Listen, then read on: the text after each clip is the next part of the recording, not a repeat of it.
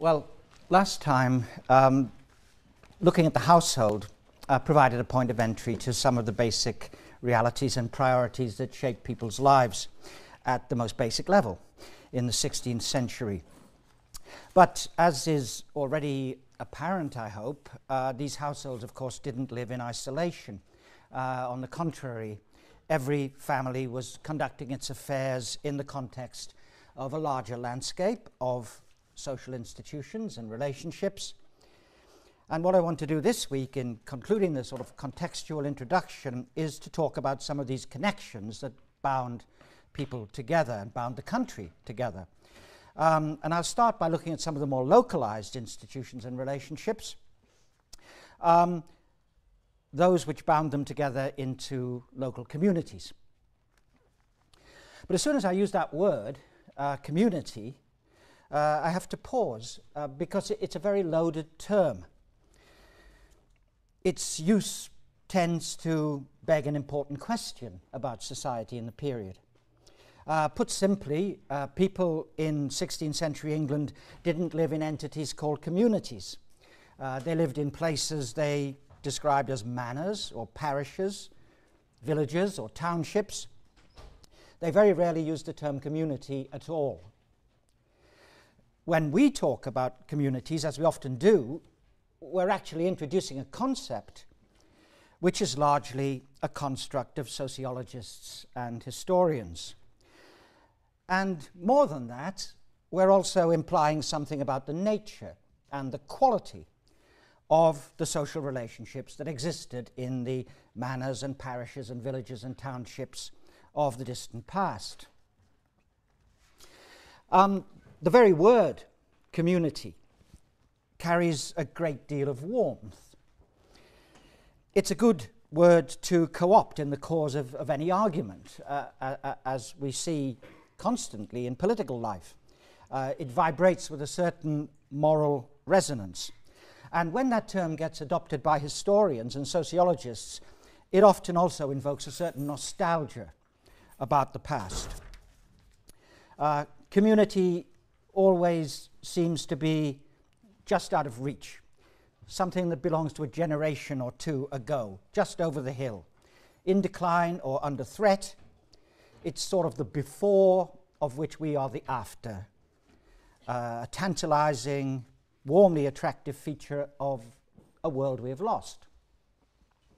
And that shouldn't surprise us. The very term community has very old roots, derived from the Latin and meaning literally the quality of being at one. But the concept, as it was developed by 19th and 20th century sociologists, was often used by them as a point of reference from which to examine and often to judge the rapid social changes taking place at that time.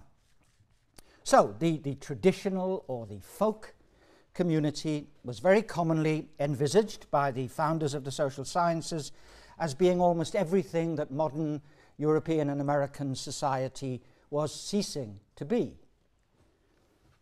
It's rural, it's small scale, it's economically simple, it's introverted and deeply rooted and warm and personal and homogeneous in values and stable.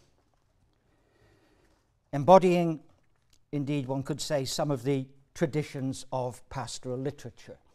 I don't know if you know Thomas Gray's 18th century poem, The Elegy in a Country Churchyard, but it's a good example of that kind of literature. Gray envisaged what he called the rude forefathers of the hamlet, buried in the churchyard. He described them as having bent themselves to useful toil and homely joys, far from the madding crowd, living in a cool, sequestered vale of life. These are all phrases from the poem, many of which have become widely used. Okay, well, it's easy to appreciate why historians exposed to that long tradition of thinking about small communities in the past are sometimes apt to imagine the past and to assume certain things about the quality of life in the past in those morally loaded terms. To one historian, for example, the late 15th and early 16th century village was like He describes it as a family, embracing and composed of many families. Another describes how, to quote him, the unchanging traditional life of the peasant system flowed on, uninterrupted, like a deep underground river. It had flowed thus for 1,000 years, and it would continue to flow for another 200. In contrast, you get some historians who react violently against what they see as a sentimentalization of these rural communities. One in particular has described a Tudor village as being, to quote him, a place filled with malice and hatred, its only unifying bond being the occasional episode of mass hysteria, which temporarily bound together the majority in order to harry and persecute the local witch. So that's how he sees it. But both of these positions derive from a concept, the concept of community, which is so emotionally powerful that it tends to seduce some scholars into a kind of sentimentality, and on the other hand, it enrages others into an equally distorted cynicism about human relations. Some have suggested that it might be better if we just stopped talking about communities altogether. But to do that would surely be to throw out the baby with the bathwater, because the concept of community is very hard to do without. It does describe a certain aspect of social relationships in local society, which is not just a nostalgic myth, a certain intensity of connectedness amongst people, focused on their local institutions, certain qualities of recognition of one another, of reciprocity in relationships with one another, of mutuality, of identification, of obligation. As historians, we mustn't assume uncritically that particular settlements or localities in the past were communities in the classical sense, with all the positive characteristics traditionally believed to go along with them. Community isn't a thing or a place, it's a quality of living. It varies. It's not always present. It waxes and wanes over time. It's subject to change. It exists in different forms. And it doesn't simply, of course, belong to the past. It's a perennial aspect of the human situation. But if we want to consider it in the past, then we can best do so by trying to carefully reconstruct the actual ties, institutional and personal, that linked people together, the ties through which they mapped out their social world, so to speak, the ties through which they made it legible and understandable. Well, such relationships and the institutions that embodied them could be thought of as the connective tissue of society at the most basic level, and they were of many kinds. Some were relationships of authority. We've already encountered these in a social order imagined in terms of hierarchical ties, of obligation and differentiation. In rural society, more broadly, the basic defining relationship was a relationship of authority, the relationship of lordship and tenancy. You can imagine 16th century England as being like a myriad of small settlements, most of them of less than 500 people, scattered over a landscape of considerable diversity. In the early 16th century, that landscape hadn't even been mapped. The first county maps, which county by county attempted to survey and map England, were actually produced by Christopher Saxton in 1576. It was such an important publication that as the maps were pulled from the press, some of them were taken still wet to Elizabeth I's Chief Minister, Lord Burleigh. He saw the political potential of having accurate maps of the country for the first time. But in the early 16th century, they didn't yet exist. Nonetheless, the landscape was mapped and structured in another sense by the realities of lordship, the possession of the land, and the authority over tenants that went with it. So, late medieval, early 16th century social organisation was inscribed on the land through lordship, and the characteristic unit of lordship was what they called the manor. A unit of land under the authority of a lord. Some lords held only a single manor, the petty gentlemen of the countryside. Some of them held many. One, for example, Lord Berkeley, which is spelt Berkeley, as in our college, pronounced Berkeley in England. Lord Berkeley owned so much of the county of Gloucestershire down here that he was described by one contemporary as being emboweled into the soil of that county. But whatever the case, whether their landholdings were small or great, the fact of lordship over manors was fundamental to the structure of local society. The people who cultivated the land usually did so as tenants of such manorial lords. And the forms and terms of their tenancies determined their relationship to their lords, and in many respects their relationships to one another. Now, these forms of tenancy were many and varied, but there were some general patterns. The terminology is a little tricky, so I've put all the definitions on your handout. You've probably got more definitions of 16th century land ownership and land holding than you will ever need, but they're down there in case you ever want to refer to them. Basically, each manor was divided into what was described as the domain land and what was tenant land. If you look at your handout, there's a map there of the manor of Laxton in Nottinghamshire. That's almost right in the centre of England. And you'll see on one side at the top the domain land and the village, and then around it the great fields of the manor in which the tenants held their land, the domain and the tenant land. Domain land in the Middle Ages had been mostly cultivated by serf labour, that's to say the labour of tenants who were not free and who held their land from the lord in return for labour service on his land. By 1500, serfdom had died out in most parts of England. It died out in the course of the late 14th and 15th centuries, still left to some extent over in parts of East Anglia, but it was mostly gone. By 1500, the domain land tended to be let out by lords in large units to yeoman farmers. As for the tenant land, some of it was held by freehold, probably about a fifth overall. A freeholder owned his land. He could leave it in his will, he could sell it, but he owed the duty of recognition of lordship to the lord of the manor and had to pay a small annual sum to recognize such lordship. Most tenants, however, held their land by what was described as customary tenure. That's to say, the land was granted out to them in the court of the manor, which would meet 2 or 3 times a year, and they held it on terms according to the custom of the manor. According to the custom of the manor. That's a phrase that's often used. The custom of the manor laid down their terms. These customary tenants were usually described as copyholders. They held their land according to a copy of an entry in the records of the manor court, which was given to them as a record.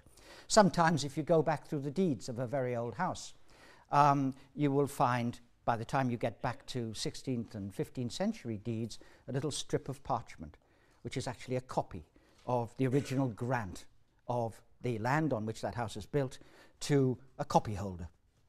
Okay, copyholders paid a down payment to their lord, called a fine. They paid an annual rent. They might hold their land for a period of years, like a modern lease, or they might hold it for a period of lives. That was a customary form by which you would take land for the life of yourself, your wife, and your eldest child. The terms on which they held their land might be fixed according to the custom of the manor, in which case they were usually very fortunate, or they might be arbitrary. That's to say, they could be changed. So, lordship and the relationship between lords and tenants was a defining relationship in any rural community. It created a local map of rights and of obligations. The particular pattern represented usually a particular local working out of a kind of accommodation between the power of the Lord and what his tenants had been able to win from him or negotiate with him, and those terms were enshrined in their local custom. So, given those realities, custom and the notion of custom, not surprisingly, is another key word of the period, a very important notion. Custom, a word they use constantly, was an accumulation of rules. An accumulation of rules about what was considered to be right and proper in a particular place, and the correct procedures for maintaining and enforcing those rules. Custom laid down, as I've already said, the respective rights of the lord and the tenant over the land. It also laid down the rules for the use of the common grazing land of the manor. It laid down the rules for the settlement of disputes, if they arose, between the tenants of the manor or between tenants and their lord. It's been described as a lived-in environment of expectations, which had grown up slowly over time. Generally, people tended to argue when there was any dispute that customs had existed time out of mind of man. That's another phrase that's often used. Custom had governed their rules in that locality time out of mind of man. And when there was a dispute, they usually recruited the oldest tenants they could find in order to pronounce on what they had known throughout their 60 or 70 years of life and what they'd heard from their fathers or their grandfathers and so on, to confirm the customs. In practice, in fact, custom could be changed. It was subject to gradual modification over time if all the tenants consented, and it was malleable in accordance with changing circumstances. Nevertheless, it carried this aura of antiquity. So, at any one time, the operative custom in a particular place was the outcome of a kind of adjustment amongst the tenants and between the tenants and their lord. To this extent, custom was seen as being essentially the property of the tenant community. It presupposed a community of interest amongst them, and it set the pattern of expectations that provided the criteria for judging their relationships with one another and their relationships with their lord. Was that relationship with their lord equitable and legitimate according to custom? The word they often used was reasonable. Was it reasonable? Was it maintaining custom? Or, on the other hand, was it becoming oppressive or exploitative? And as a result of all of this, in times of economic stress, such as were to come later in the 16th century, custom could very often become a field of contest in which lords and tenants staked competing claims about what the customs were or should be.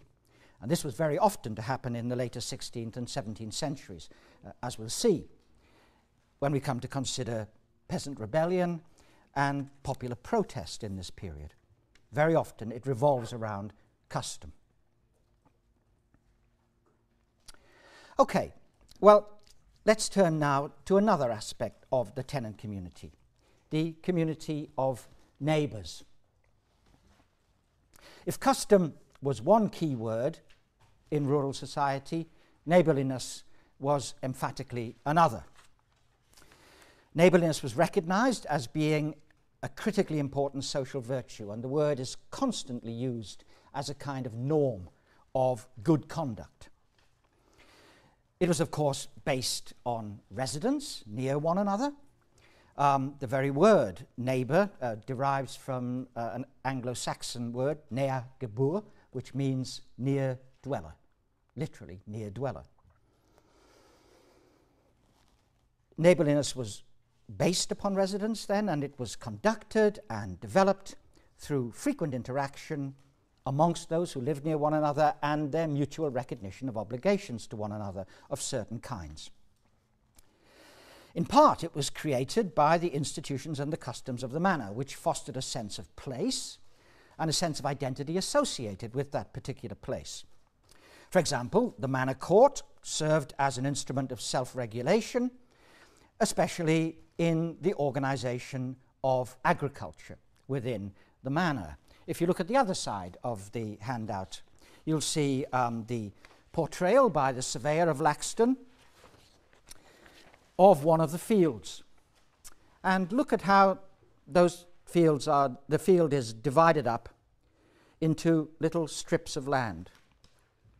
Each of which is numbered. The tenants held their land scattered in strips across the field.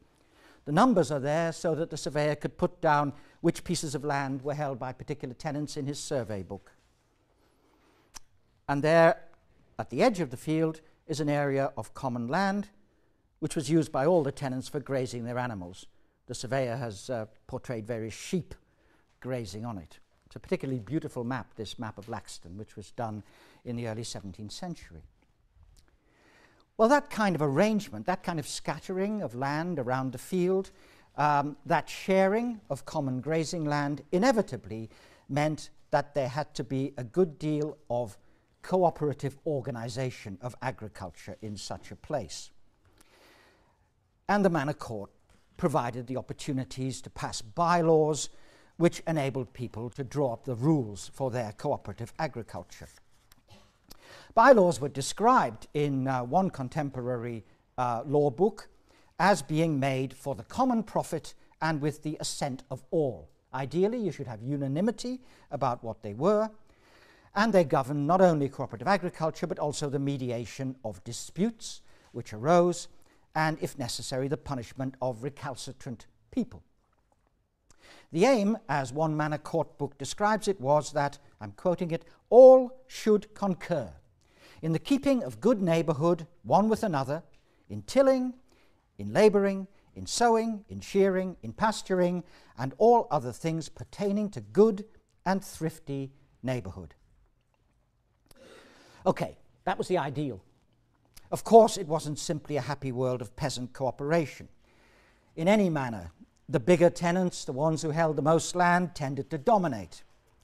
There were plenty of disputes and arguments. But the constant stress that they placed on the value of neighbourhood, the constant appeals that were made to that ideal, was certainly part and parcel of ensuring that these arguments got resolved. One historian of this period has described community as being, in one sense, belonging to the same argument and to the institutions which helped to resolve it. There was a very strong expectation that ultimately people would conform to a system which was ruled by custom in the interests of ensuring the sustainability of the agriculture of the community as a whole and the subsistence of its component households. Well, so much for the immediate economic dimension of neighbourhood. But in addition, neighbourhood involved, of course, much more than simply engaging in that kind of communal agriculture. And in fact, there were some areas of the country where that kind of communal agriculture was much less significant. Already in the 16th century, there were some counties in which land wasn't held in great open fields, like at Laxton, but was already divided up into the kinds of fields we associate with the English landscape today, enclosed with hedges and ditches, each farmer owning a certain number of fields or holding, but as a tenant, a certain number of fields and farming them according to his own wishes. That kind of agriculture, enclosed agriculture, was already widely practiced in Kent, in parts of the north of England, and in some parts of eastern England, in the counties of Suffolk and Essex, for example, long established there. And it was to become the norm throughout the whole country, as we'll see. So, the economic structure of the manor and of neighbourhood was of less significance in such places. But everywhere, neighbourliness also found its expression in other forms. One form, very important form, was the ecclesiastical parish. England was divided up not only into units of lordship, the manor, but also into about 10,000 ecclesiastical parishes, which provided an additional unit of identity expressed through people's collective worship in their parish church. Duties to one's neighbour were, of course, a central element in Christian teaching. They implied a certain universal moral obligation. Children were asked when they were taught the church catechism, who is my neighbor? Everyone was your neighbor, not only those who lived by you, a universal moral obligation. And they were taught also that the second part of the Ten Commandments, 4 to 10, involved duties to one's neighbor. The second table were duties to one's neighbor, just as the first table, the first few, were duties to God. The church taught that one should love one's neighbor as oneself, which was, of course, exceedingly hard to do sometimes. But the duty to try was reinforced in many ways. At the ritual of the Mass, the kiss of peace was part of the ritual which expressed symbolically being in charity with your neighbors. Those who were known to be out of charity with their neighbors could actually be excluded from church services, and in particular from the communion service, until they had reconciled themselves, re-entered charity with their neighbors, and were then allowed to take communion. The parish also stimulated neighborly sentiments in other ways. The 15th and the early 16th centuries saw a remarkable flowering of what's been described as parish communalism, a whole world of activity centered on the church. It involved the rebuilding and beautification of many churches. Some of the most beautiful parish churches surviving today were actually reconstructed in this period of relative prosperity in which parishioners invested in their parish churches. It was a period of the founding of many parish religious guilds. These were associations of parishioners, sometimes drawn from the entire community, sometimes particular sections, associations for the women, associations for the young, associations for those associated with particular manners, and so forth, who maintained altars in the parish church, maintained candles on those altars, had patron saints, and owed duties to one another. They prayed for one another. They looked after one another. It was also a period which saw flowering of elaborate ritual and festive life. A great many of the traditional seasonal festivals which are recorded in early 16th century England had actually emerged in the course of this relatively prosperous late medieval period. If this kind of aspect of traditional popular culture interests you, there's a wonderful book on the subject by Ronald Hutton called The Rise and Fall of Merry England, which he goes into a great deal of detail on these matters.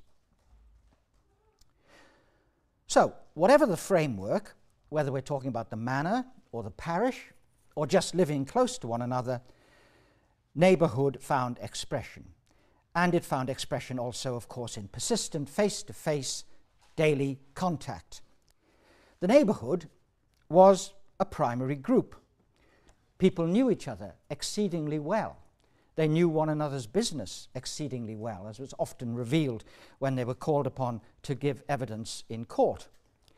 Households interpenetrated one another in all kinds of ways, assisting one another, borrowing from one another, lending to one another, and a host of small-scale buying and selling. You get constant glimpses of these interactions in the records that survive to us. One I recently saw, for example, involved a woman who described how on one day she went round to her neighbour to borrow a bowl of flour because she'd run out and couldn't get any at the mill. On another day she went round to see her neighbour to get some burning coals from her fire so that she could start her own fire more easily. This kind of constant little small change of daily interaction. We know about these things because she happened to notice on her visits that her neighbour was a little over-friendly with her lodger, which resulted in an adultery case in the church courts, and these little details of their relationship, both positive and negative, are revealed. You find neighbours involved in arbitrating quarrels, in child-minding, in visiting one another when sick, in giving one another advice, in gossiping with one another, in reproving one another. It's all well documented. Involved in one another's business to an extent which would be very unfamiliar today. It all adds up to a tangled web of interpersonal obligation. Christopher Dyer, who has written a wonderful book about part of the West Midlands over here on the border with Wales, did one study of the wills of 15 families in a village in that region between 1513 and 1540. He found that of the 15 families, some of them were linked to as many as 7 of the others by ties of debt and credit, of godparenthood, of witnessing one another's wills, of leaving things to one another in their wills, all adding up, as he describes it, to a close web of friendship, of mutual regard, and of shared responsibility. And those are just the relationships which happen to have left recorded evidence for historians to see.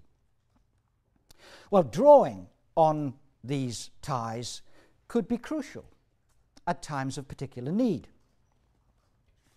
This is a period which lacks, as I've said before, any form of life insurance or other forms of insurance. Neighbours could provide a kind of social insurance. You find them backing one another up. For example, when a couple were to be married, it was common for the neighbourhood to gather to hold a bride ale. Ale would be brewed, people would come along, they would pay for the ale, and the proceeds would be given to the new couple. You also get help ales when someone was in need in another way. One diary from the late 16th century, for example, describes how a help ale was organised for a widow whose cow had died, to provide her with a new animal, which was important to her family economy.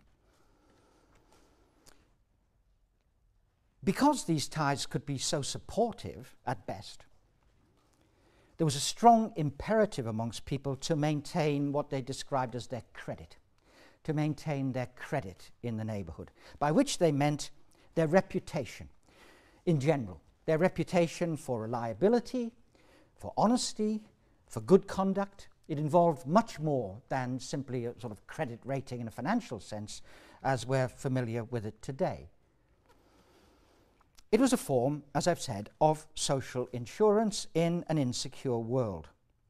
And the price of good credit, the price of that element of security, was conformity. Conformity to the standards of the neighbourhood. So, ties of neighbourhood was something which one could also extend from the countryside into urban communities. The town of Folkestone, which is down here on the south coast in Kent, for example, one young woman who had been recently married and was coming to the town with her husband for the first time, found that in the street where they were going to live, the neighbours were gathered. When she arrived, they called out, "Where is she that will be our neighbour?" and drank to her. They had a barrel of beer ready to welcome her. It matters in towns too, often at the level of the street. But towns also had distinctive institutions which you wouldn't find in the countryside. Most towns had a very strong sense of identity as autonomous, self-governing communities, especially those of them which actually had a charter from the king which laid down their rights of self-government, those which were chartered boroughs. The core members of these communities were the citizens who held the freedom of the city, and as freemen of the city were enabled to participate in civic government. So in the city of York, for example, up here in the north, about half the male household heads of the city had the status of freemen and were able to participate in the city's political institutions. In the city of Norwich over here in the east, it was about a third of the male household heads. Citizenship was usually contingent on having served an apprenticeship in a craft or trade, having served it to its end, become a member of a craft fellowship or guild, and consequently being admitted to the full freedom of the city. And the great men in the political life of the cities were usually the chief officers of those craft fellowships or guilds, especially the most powerful ones. Guilds varied in number. The city of York had 64. The much smaller city of Carlisle over here in the northwest only had 8. It all depended on the size and complexity of the urban economy. But their functions were essentially the same. They regulated particular trades. They governed the taking on of apprentices, how many apprentices could be admitted to the trade. They tried to keep non-members of the guild out of practicing the trade. Such people were usually described as foreigners, those who were not members of the guild and were trying to get in on its particular activity. They controlled the business practices of masters. They laid down the rules for good business practice, and they controlled labor relations and and wages between masters and those who worked for them.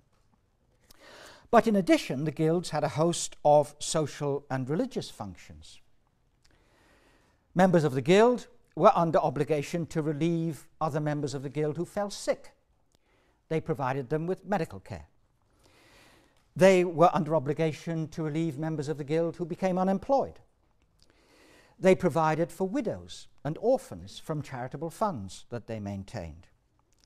It was obligatory for members of the guild to attend one another's funerals and weddings.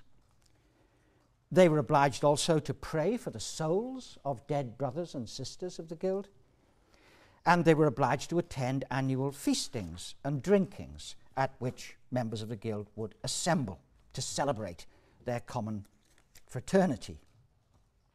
All of this fostered a very strong sense of fraternity or brotherhood. They constantly refer to one another as brothers and sisters of the guild, the sisters being the wives and daughters of members of the guild. And it created a strong sense of identity, both within a particular sector of urban economies and in the citizen body as a whole. And in the citizen body as a whole, it would be periodically displayed in processions on important feast days in which the members of the guild, arrayed in their liveries, the colours of their guild, gowns in particular colours, would parade in order, generally in order with of their precedence and importance within the city. When Queen Elizabeth I made her first entry into the City of London in 1559, for example, the streets were lined by the city guilds, all in their liveries to greet the new queen.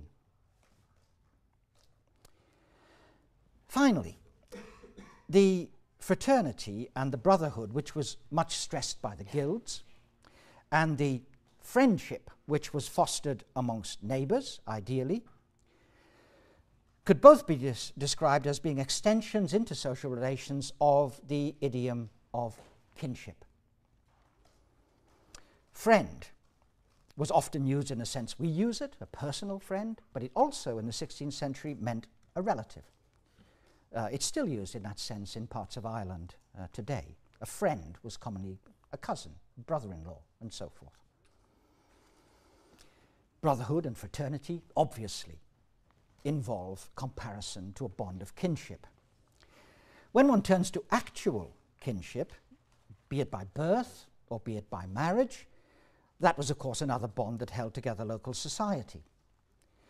The gentry of the countryside were much linked together within particular counties by intermarriage. A close social network can often be uncovered amongst gentry families who not only lived within easy reach of one another, but also sometimes formed through their marriage alliances political alignments within the politics of their counties. And you get the same sort of thing going on in the cities too, especially amongst the elite of the cities. In the city of Coventry, which is the greatest city of the Midlands at this time, in Coventry, there were 24 men who served as sheriff of the city between 1517 and 1547. On closer examination, it turns out that 6 of them were either fathers, sons, or brothers of others who served as sheriff. 9 of them were interlinked by marriage into one another's families, and another 4 were interlinked by ties of godparenthood. They'd acted as godparents for one another's children, establishing a bond of fictive kinship. And more generally, as you know from the reading for this week, the extent to which people in any given settlement were actually related to one another was limited. People moved around a good deal more than used to be thought.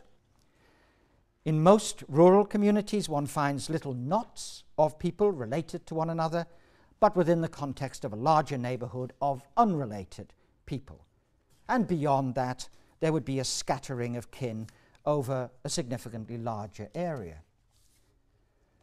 Nevertheless, if it wasn't the case that most village communities were heavily interrelated, those close kin scattered around over what can be described as a social area around a particular settlement undoubtedly possessed quite a strong sense of obligation to assist one another.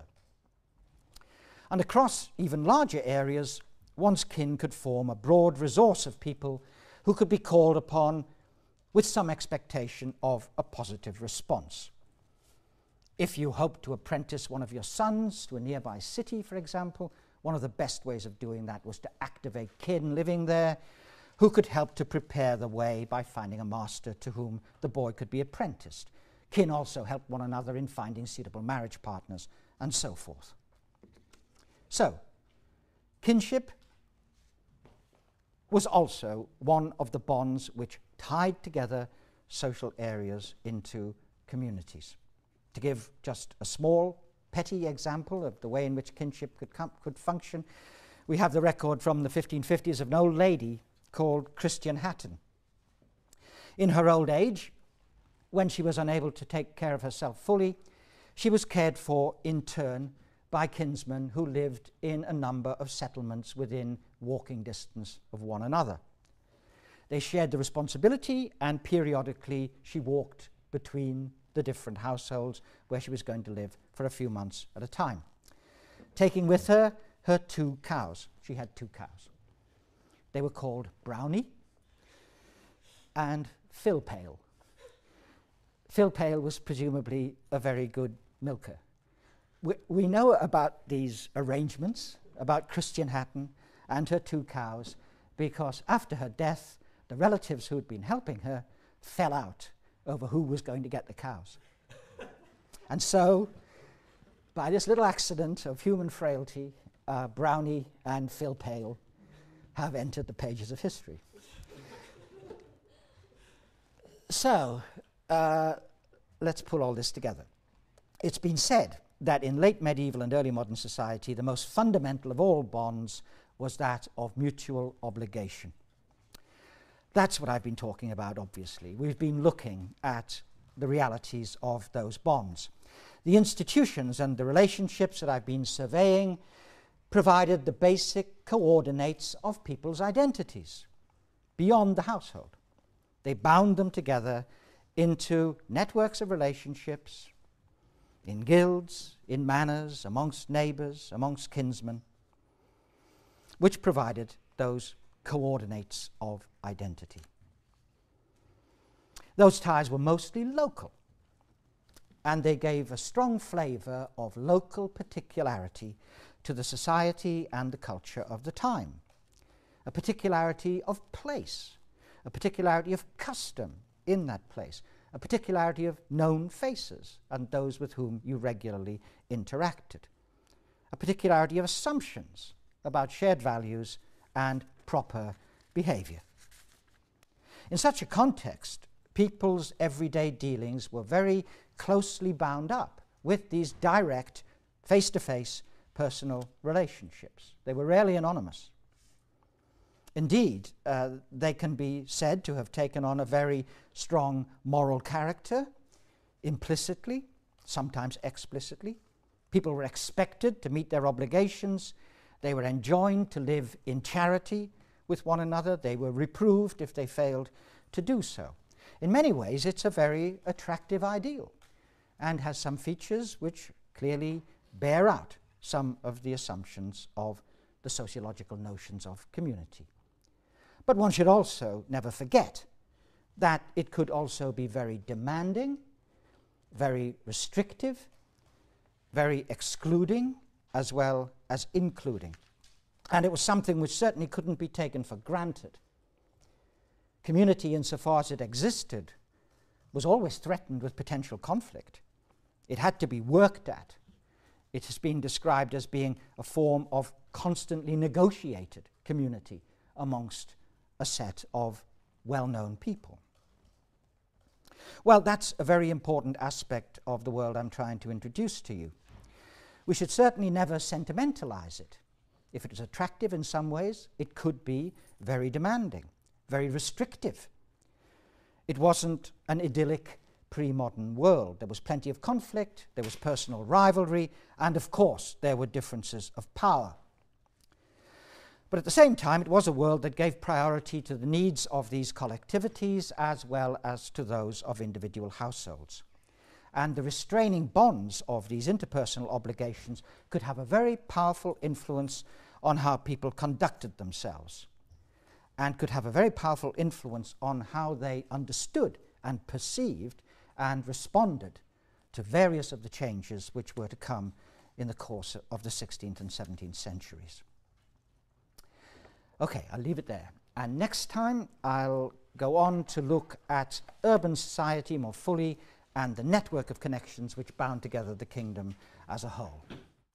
Constantly in political life, it vibrates with a certain moral resonance. And when that term gets adopted by historians and sociologists, it often also invokes a certain nostalgia about the past.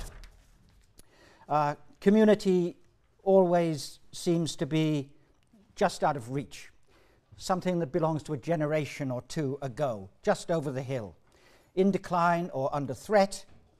It's sort of the before of which we are the after, a tantalizing, warmly attractive feature of a world we have lost.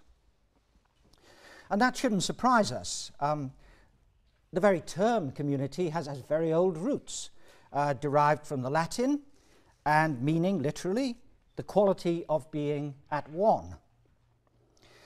But the concept, as it was developed by 19th and 20th century sociologists, was often used by them as a point of reference from which to examine and often to judge the rapid social changes taking place at that time. So the traditional or the folk community was very commonly envisaged by the founders of the social sciences as being almost everything that modern European and American society was ceasing to be. It's rural, it's small scale, it's economically simple, it's introverted and deeply rooted and warm and personal and homogeneous in values and stable. Embodying, indeed one could say, some of the traditions of pastoral literature. I don't know if you know Thomas Gray's 18th century poem, The Elegy in a Country Churchyard, but it's a good example of that kind of literature. Gray envisaged what he called the rude forefathers of the hamlet, buried in the churchyard. He described them as having bent themselves to useful toil and homely joys. Well, last time, looking at the household provided a point of entry to some of the basic realities and priorities that shape people's lives at the most basic level in the 16th century. But as is already apparent, I hope, these households, of course, didn't live in isolation. On the contrary, every family was conducting its affairs in the context of a larger landscape of social institutions and relationships. And what I want to do this week in concluding this sort of contextual introduction is to talk about some of these connections that bound people together and bound the country together. And I'll start by looking at some of the more localized institutions and relationships, those which bound them together into local communities. But as soon as I use that word, community, I have to pause because it's a very loaded term. Its use tends to beg an important question about society in the period. Put simply, people in 16th century England didn't live in entities called communities. They lived in places they described as manors or parishes, villages or townships. They very rarely used the term community at all. When we talk about communities, as we often do, we're actually introducing a concept which is largely a construct of sociologists and historians. And more than that, we're also implying something about the nature and the quality of the social relationships that existed in the manors and parishes and villages and townships of the distant past. The very word community carries a great deal of warmth. It's a good word to co-opt in the cause of any argument, as we see far from the madding crowd, living in a cool, sequestered vale of life. These are all phrases from the poem, many of which have become widely used. Okay, well, it's easy to appreciate why historians exposed to that long tradition of thinking about small communities in the past are sometimes apt to imagine the past and to assume certain things about the quality of life in the past in those morally loaded terms. To one historian, for example, the late 15th and early 16th century village was like, he describes it as, a family, embracing and composed of many families. Another describes how, to quote him, the unchanging traditional life of the peasant system flowed on, uninterrupted, like a deep underground river. It had flowed thus for 1,000 years, and it would continue to flow for another 200. In contrast, you get some historians who react violently